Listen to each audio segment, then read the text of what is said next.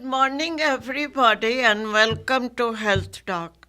I am your host, Dr. Niru Prasad, with my background in pediatrics, emergency medicine, and urgent care, affiliated with Henry Ford Health System, St. Joe, Oakland, and Beaumont. The theme of our health talk today is childhood asthma and allergies. Joining us today as my guest speaker is Dr. Sabliwala, who is a practicing allergy and asthma specialist with St. Joe, Auckland. Dr. Sabliwala is well known. He has a very strong credential and biography, and he will say that to himself. And he's going to highlight our viewers about this aspect of our health trial. Good morning, Dr. Sabliwala, and Good thanks morning, for Dr. coming. Prasad. Yeah. Good morning. Will you please share your introduction with our viewers today? Sure, I would love to. I actually did my undergrad education and med school in Bombay, India, and graduated in 1982. I did my pediatric residency at St. Joe's from 1982 through 85. I did my fellowship training in allergy and immunology from 85 through 87 in Buffalo Children's Hospital, and Buffalo General. I have been in practice for about almost 38 years, and I specialize more in pediatric allergy and asthma, though I do take care of adult patients. And I love my field. There's been so many advances, and we can help so many patients, and it is very rewarding. So that is great because I Thank you. know you for over, Yes. I don't even know we were colleagues. Right. Anytime I needed your help from emergency room, pediatrics, we refer them to you and you take care of them. Thank you so much. Yeah, so then what is childhood asthma and allergies, and what allergies precipitates the childhood asthma? Sure. So I'm going to just talk a little bit about asthma itself and allergies, and they're quite different. So a lot of patients sometimes will get confused. They think that asthma is always caused by allergies, and that's not true. So when we look at first, I'll define a little bit about what is an allergy. An allergy is a hyperimmune response to any allergen. So, like, I'll give you an example. So, let's say if you're allergic to, let's say, pollen or ragweed or grasses, etc. So, a person who is not allergic does not have any response at all. But a person who is allergic has something called an antibody, which is very specific, called IgE antibody. And that IgE antibody is very specific for grass, let's say grass pollen. And when they are exposed to the grass pollen, there's something called, they're sitting on the mast cells. And once the mast cell degranulates or opens up, the histamine is released, and that causes the symptoms of itchy nose, runny nose, itchy eyes, watery eyes, nasal congestion, and sometimes coughing, wheezing, shortness of breath. Some patients even can get hives, on when the pollen comes on the skin, and they can break out in hives. So that's basically a hyperimmune response to an allergy. When you look at asthma is basically when there is constriction of the bronchial tubes going into the lungs. So whenever they are basically the conducting passages, that they are inflamed and they are obstructed and they're full of mucus, and it is hard to breathe. So whenever you think about asthma, it's basically an inflammation of the bronchial tubes. And that's where the whole pathophysiology is changed. When we were when I was doing my fellowship at training, at that point we always thought that asthma was more just a spasm of the bronchial tubes. But now more and more as we understand asthma, it's more inflammation. And if we can take care of the inflammation, the asthma symptoms subside, the pulmonary functions get better, we can get so much improvement in quality of life. So there has been so many recent write-up and Right. all this thing going on, and it seems to me like they are stressing more about the inflammation of the mucosa, Right. that I is agree. causing Of the this, bronchial inflammation and is the that's key. what is Yeah. so many experimental Right. drugs. When I reading through the whole thing, I Yes. got Yes. a little nervous. So then, you are the specialist. I send the patient to you because patient is not airway. We maintain at the emergency room. We maintain, give them oxygen, Right. the peak flow and all this. Yes. When they go to your office, what are the what should Things the, do we do? What Yeah. are the Diagnostic diagnosis? criteria. How I mean, mostly they Sure. were taken up by the parents or the caretaker. What do they expect when I send them to you, doc? Definitely. I will tell you a little bit, just so that maybe a little introduction before. So, what are the basic, first of all, the demographics?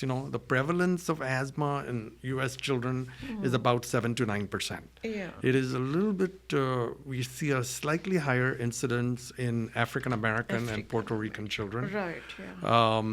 The basic symptoms that they have, the most important symptom, the number one symptom I tell parents is coughing. And sometimes, pulmonary functions, etc., it's very hard to do in very young children. So Exactly. the history is very critical. The cough, which is worse at night, it's worse when they exert themselves, worse when they cry. So these are the classic symptoms. They obviously have coughing, wheezing, shortness of breath, retraction, where they're pulling the muscles in an acute situation. And those are really, really the hallmark of asthma symptoms. When the patient comes in, basically, again, we ask about the symptoms. We ask them if they've had any emergency room visits. That is very important. If they have had multiple emergency room visits, they are at a high risk from dying from asthma. If they have had multiple hospitalizations, if they have been on a ventilator, they have been intubated, they are at very high risk. So those are the patients that really need to be aggressively treated, because otherwise they have a higher incidence of a fatality-prone asthmatic. Exactly. Yeah. Yeah. So in a situation when a patient comes in, obviously we take the history.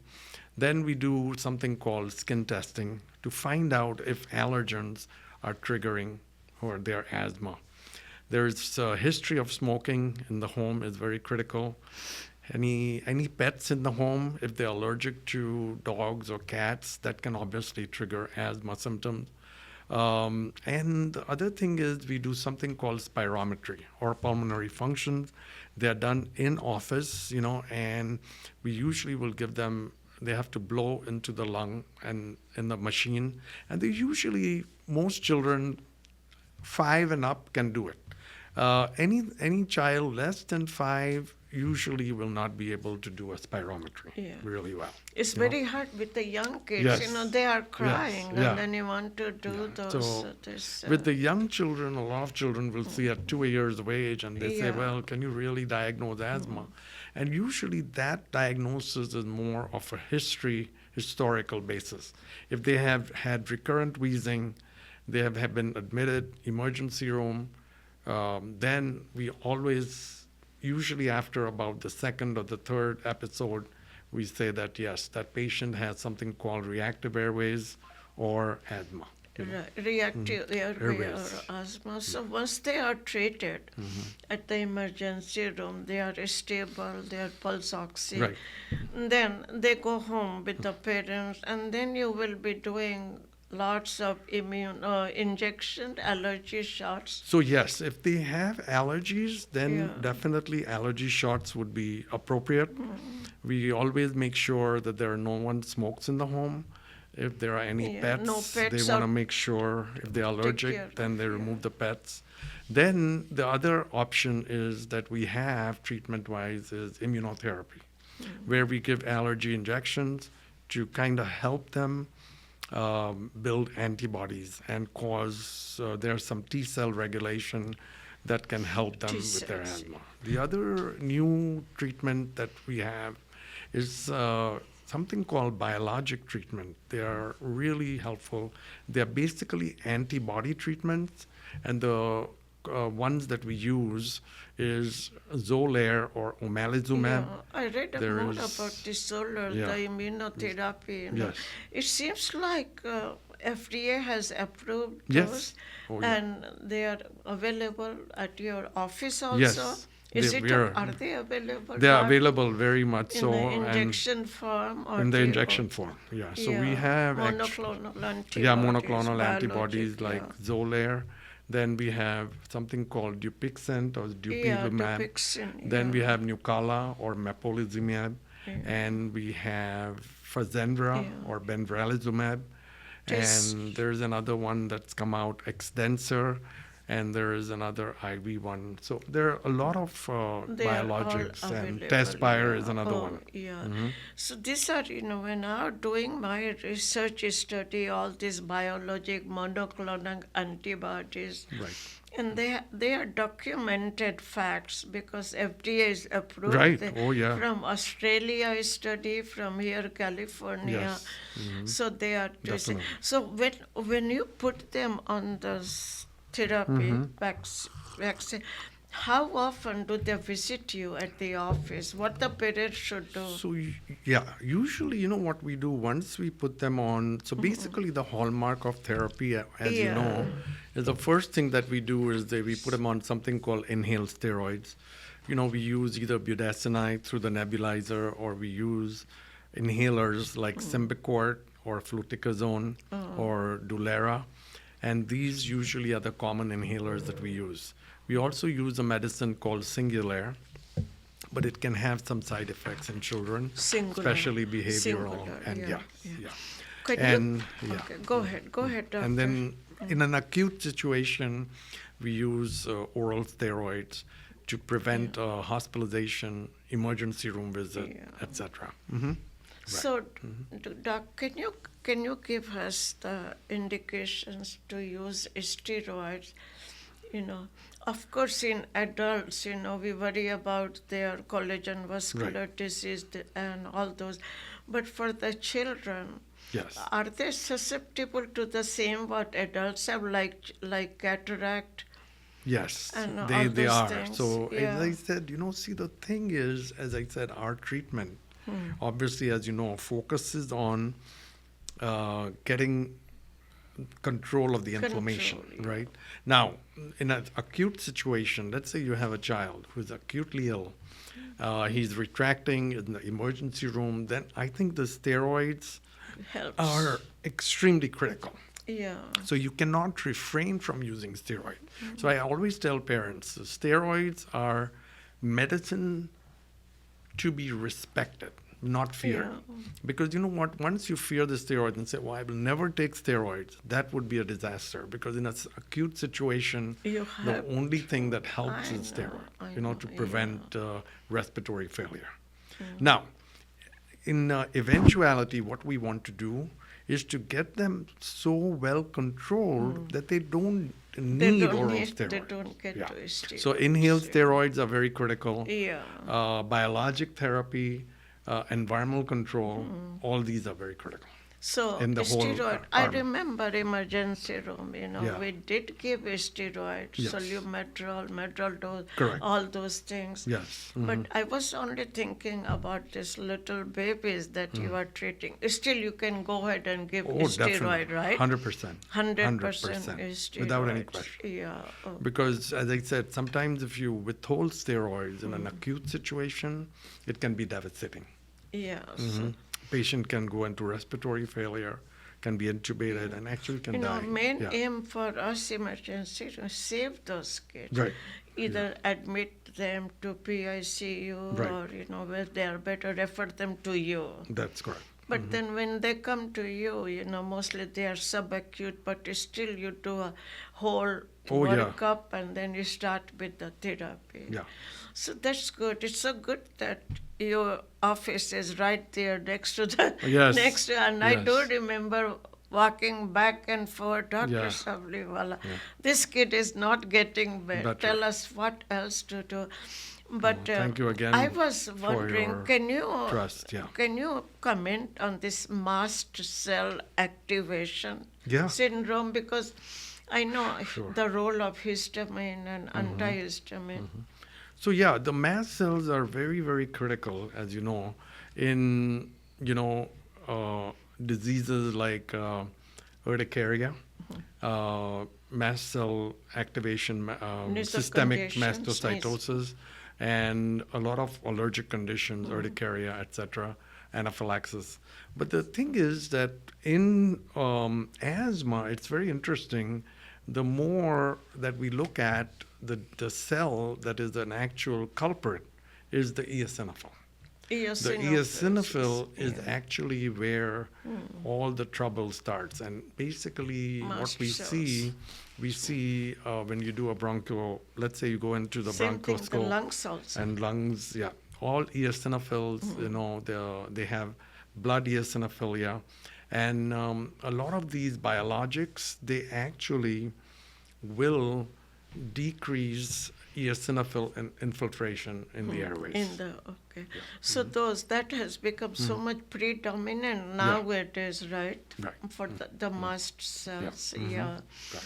So then so checking the eosinophil count in the blood work, that helps That with helps the diagnosis tremendously. down. Yes, yes. Okay. If And they have also more treatment, because you know what, a lot of these biologics, right. especially the Dupixent, the Nucala, and the Fasenra, you have to have significant eosinophils in the air, in the blood, to actually get it approved. Yeah, so eosinophils, Yeah, very is very important to critical. get that because it's in the long-term Correct. management of acute respiratory syndrome also. So now let us talk about the treatment regime. Right. Yeah, the treatment regime. So treatment, what are as the I last said, minute, the one would what be are the inhaled treatments? corticosteroids, are the Yeah. hallmark. The second is Montelukast or Singulair, and the third is albuterol that you use in acute situation. There is another new inhaler that's come out called Air Supra. Yeah, I That read is it a- about this right? morning, as a matter of fact. Yeah, Yes, it's a combination combination. of albuterol and budesonide. Yeah. And basically, people are saying that if you use that in an acute situation, you have, less exacerbations, less oral steroid use, etc. So it is very, very critical that you use that. It has not been approved in the pediatric age group. Yeah, but from eventually I think it they will said be. like 12 years and more Right, yeah. above, right? Yeah. So hopefully, as I said, we can get that. And then the immunotherapy with allergens, and then there's Yeah. biologic treatments. Biologic. So those, I think, would really, really be literally the hallmark of the treatment of asthma. So can you please tell me, for our viewers, say, what is this fast-acting steroid inhaler?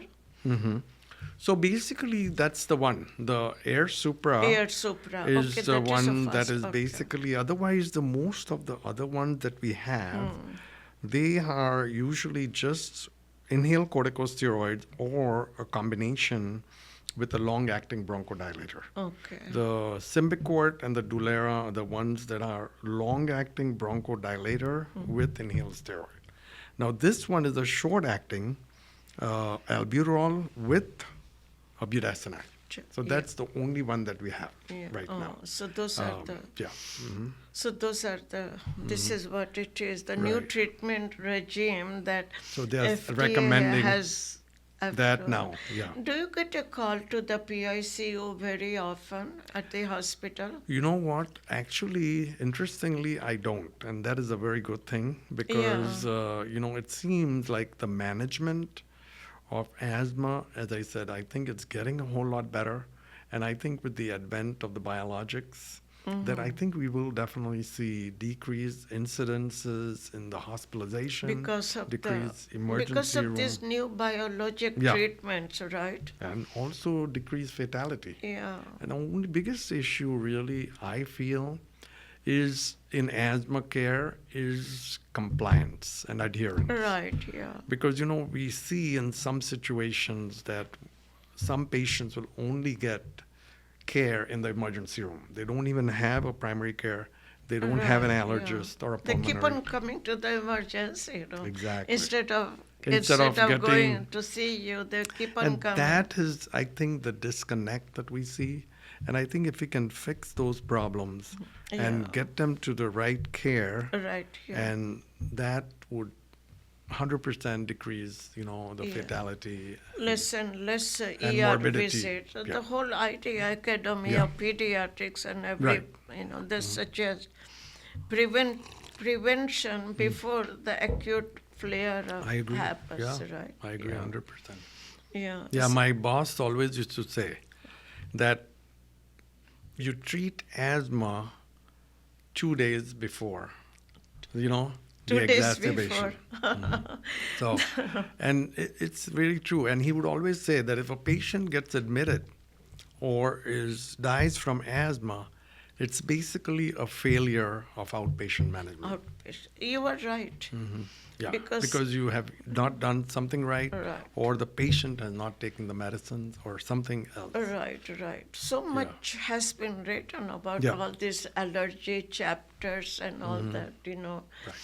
And before, early 20s, we didn't have all this thing what we have now, all this Right. new No, treatment. definitely. I tell Basically, we give them epinephrine and they give them the breathing treatments, Right. and that's how we used to correct. stabilize them. But now there's so much Oh advancement. my, it's really, really good. Yeah, we Down see a the lot of horizon, change. what else do you expect, Doc, in future about treatment Yeah. of this? No, I think the biologic treatment has been. The biologic It's a revolution. monoclonal Yeah. antibodies. It's a right? revolutionary, and Yeah. it's the revolution is such that it is literally life changing. I have patients who have been on biologic treatment, and they were getting admitted. They were getting 4 or 5 courses of prednisone in a year, and now they have no use of prednisone. No hospitalization, no emergency room. They're sleeping Yeah. good at night. They have no symptoms.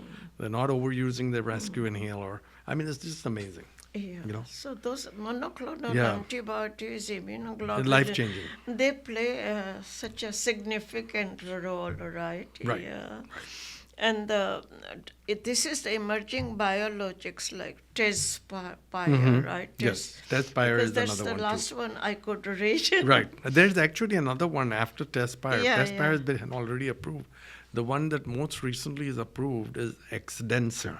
Which one? Exdensur. Okay, all right. I That's must have, that's an interesting one. That's a Yeah. long-term biologic.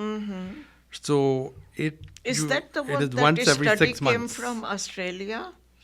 That I'm not sure. Yeah, I think. I'm not yeah, I sure. saw that. But it's every 6 months. Every 6 months. You get a shot.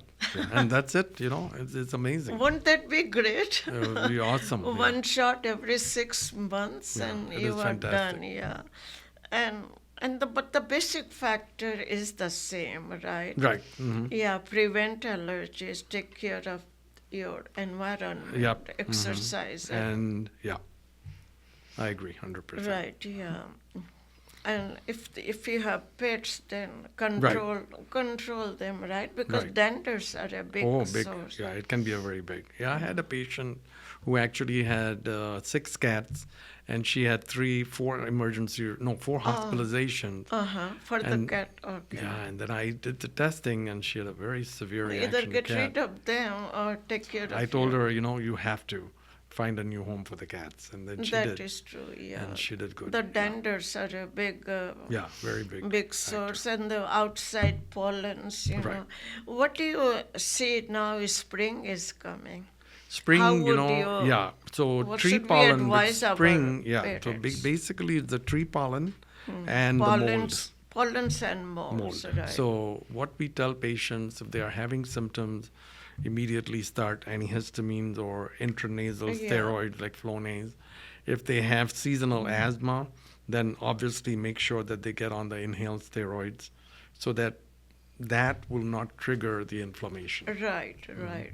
Yeah, there's a lot of medicine Right. that have come up, like Zobirux and Claritin. So Yes. those are good.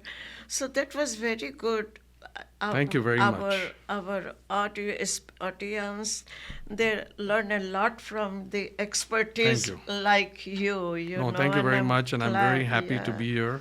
And as I Yeah. said, maybe in the future we'll do a talk just Of on course. biologic What would treatments. you give the last 1 minute keynote Oh, advice? yes. So I think the keynote advice, I would say with asthma again, I think it's if we can, as much as possible, decrease the pollution, the risk that increases the risk, and if they have any particular smoking in the home, should definitely not occur.